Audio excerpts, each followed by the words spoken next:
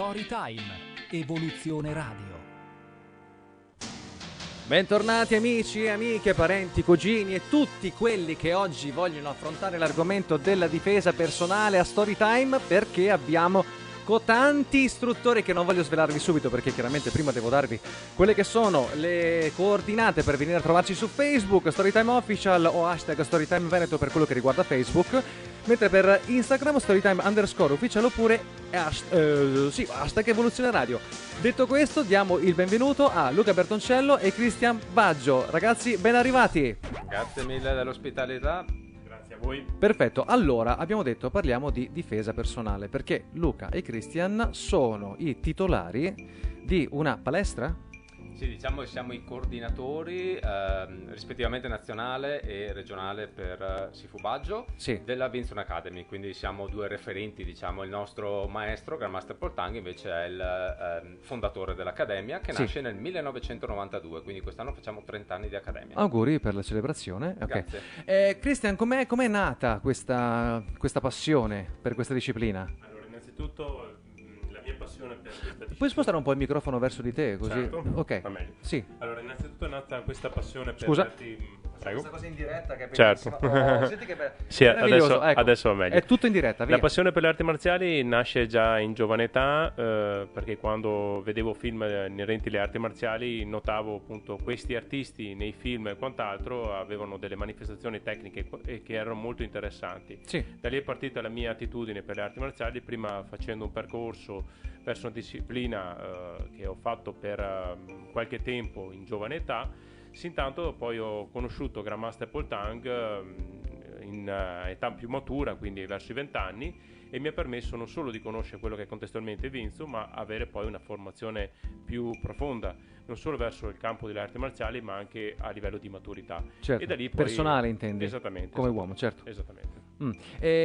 Hai dovuto seguire delle pratiche particolari, dei viaggi particolari, delle prove, se si può dire così come terminologia? Allora, la vera prova è stata il confronto con il mio Sifu marziale. Sifu significa uomo retto o padre marziale, che è stato appunto un viaggio che mi ha permesso, più che altro un viaggio interiore, di conoscere non solo quello che è attivamente una disciplina marziale, ma anche di avere anche una consolidazione a livello di persona e anche poi di crescere anche umanamente. Quindi questo è un valore aggiunto. Chiaro. E nel tuo percorso sei arrivato ad oggi con la realtà di Wing Tsun Academy Italia. Esattamente. E quindi è un po' un compimento di un itinerario particolare o è un passaggio obbligato per raggiungere, non so, un certo livello di esperienza? Come funziona? Diciamo, essere in un connubio con in Vinson Academy è sentirsi parte di una realtà importante che ci permette non solo di poter, parlo per tutti e due, insegnare una disciplina contestualmente ai più, ma soprattutto di rendersi partecipi di una realtà oggettivamente come anche la difesa personale, che poi andremo a parlarne, ma soprattutto anche contribuire a divulgare il nome della nostra scuola. D'accordo. Luca, ha ragione? Sì, allora noi nasciamo in Vinson Academy, quindi non è stato un percorso che ha portato in Vinson Academy, ma siamo nati in Vinson Academy, che è nata prima di noi, appunto, dal nostro maestro. Abbiamo iniziato come allievi, chiaramente, per qualche anno, dopodiché abbiamo deciso di cambiare strada, quindi di ambire a qualcosa di più importante, quindi trasmettere una disciplina che, come Vinson, nasce circa 450 anni fa, quindi è una certa storia. Tra l'altro nasce da una monaca guerriera, si racconta, in Cina, chiaramente, è una disciplina cinese, fa parte del Kung Fu cinese, fa parte di questi stili che sono oltre 400 ancora conosciuti, chiaramente molti poco noti, alcuni più noti. E quindi diciamo che questo percorso ci ha portato prima a essere istruttori, e col tempo arrivare al grado di Sifu, che è anche una denotazione di grado tecnico, quindi un grado tecnico di insegnante, non maestro. Maestro è qualcosa di più, però comunque sono 18 e 21 anni che pratichiamo, insomma, quindi qualcosina forse ne sapete, diciamo, un pochino. Pratica, ok. Il percorso personale tuo, Luca, si avvicina a quello di Christian o ci sei arrivato per vie traverse? Sì, io non ho mai praticato arti marziali da bambino. Ho iniziato un'età... Non hai mai visto i film d'azione? Ho visto i film, non mi sono sono mai piaciuti più di tanto i film di Bruce Lee, ad esempio, come invece tanti piacciono i film di Bruce Lee. Mi sono piaciuti di più i film di Karate Kid, anche se non c'entra niente con il Winston, perché è una disciplina a parte, ma mi piace molto il concetto dell'insegnamento, dell'insegnante. È un viaggio iniziatico, praticamente. Sì, mi piace molto più la parte filosofica che di azione. Ultimamente sono usciti i film di Ip Man, quindi tutta la parte di Ip Man che penso forse avrai visto anche tu, insomma, per fare anche TV nazionali. E quello, però io ho iniziato una relativa tra l'età, 24 anni ho iniziato, quindi non ho iniziato da bambino.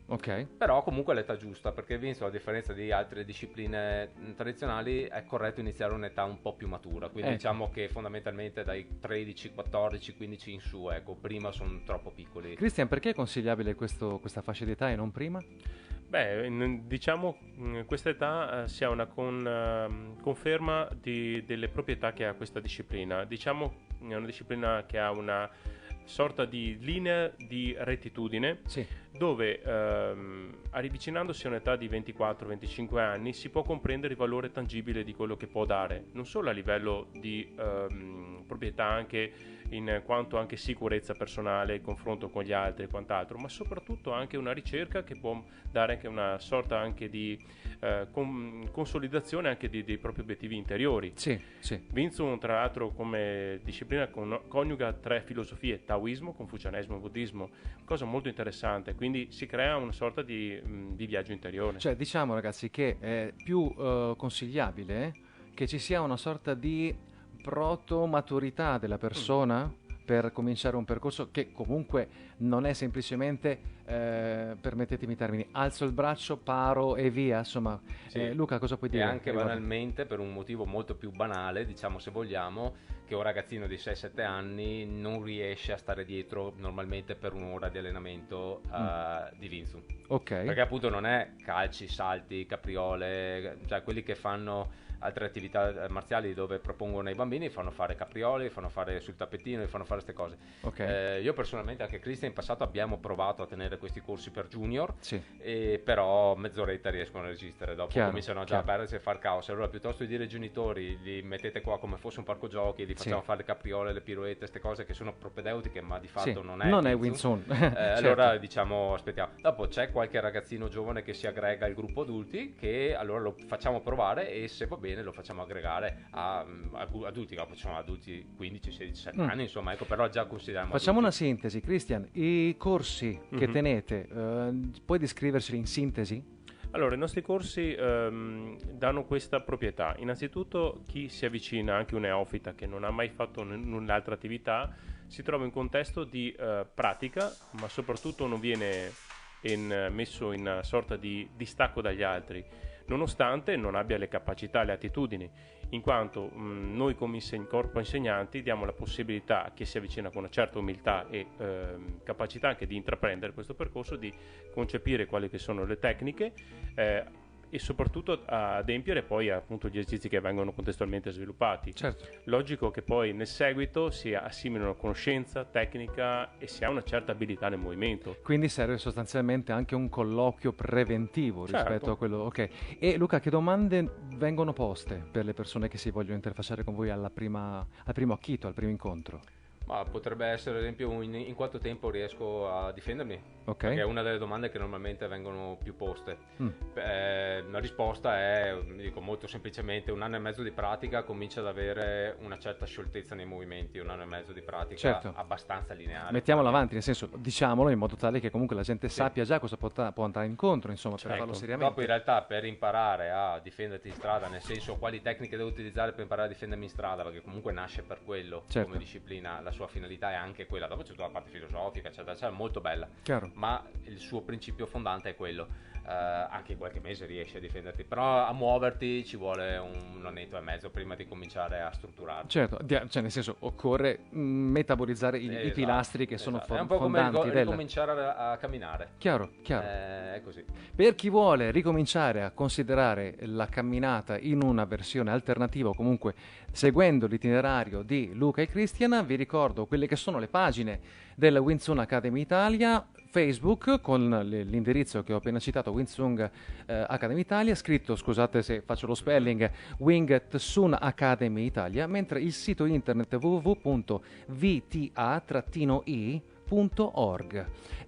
Siamo arrivati alla fine della nostra chiacchierata, ragazzi. È già finita. Sì, no, nel senso che chiaramente è un argomento molto vasto, ma soprattutto meriterebbe un approfondimento, perché non è chiaramente rispetto totale per tutti coloro che praticano questo genere di discipline nelle arti marziali, ma nel caso vostro ha delle peculiarità comunque abbastanza considerevoli dal punto di vista anche di un aspetto a 360 della persona. Volete lasciare un messaggio a chi ci sta ascoltando prima di salutarci? Beh, ti ringraziamo per l'ospitalità. Figurati. Niente, se volete informarvi, venire a praticare, a provare la lezione e dopo vedete se vi piace o meno. Cristian. Sì, Wing Tsun è una disciplina del confronto utile per qualsivoglia persona, quindi venite a provarla. Ottimo. E grazie a questo confronto con Luca e Cristian vi saluto, spero di rivedervi presto e buon lavoro. Grazie. Salutiamo i nostri maestri, meglio i nostri istruttori, ecco, perché mi hanno insegnato che non è la parola corretta, ma Luca e Cristian. Da Marco Ferraro Speaker è tutto. Ricordo che questa puntata può essere ascoltata nello spazio radiofonico streaming di Radio Canale Italia da me e da Luca e Cristian. Un grandissimo saluto e un abbraccio e ci vediamo al prossimo Storytime incontro. Ciao. Storytime, Evoluzione Radio.